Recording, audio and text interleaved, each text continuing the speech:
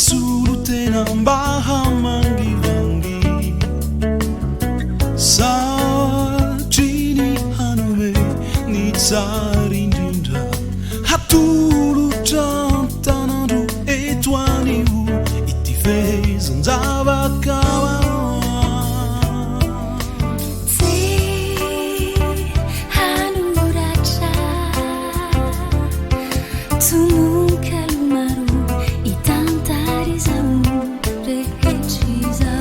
Taracini fumi tempo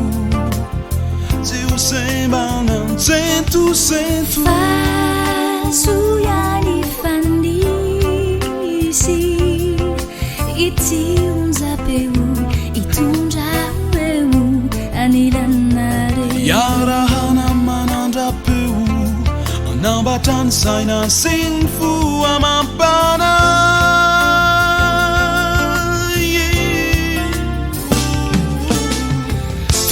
Chai tu androani Gadon kile fandi fali fali Fehezan-bony kazo manitrade Miloko mamiratrava Atolotra hoan'ny rehetra Tolotr'ay tu androani Gadon kile fandi fali fali Fehezan-bony kazo manitrava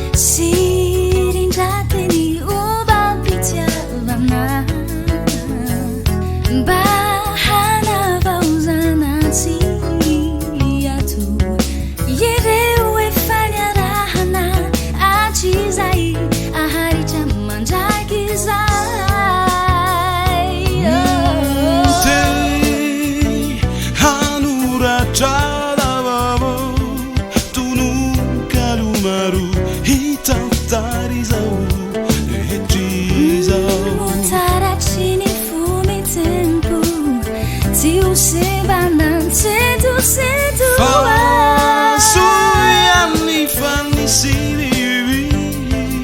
Iti unzapeu itunjaweu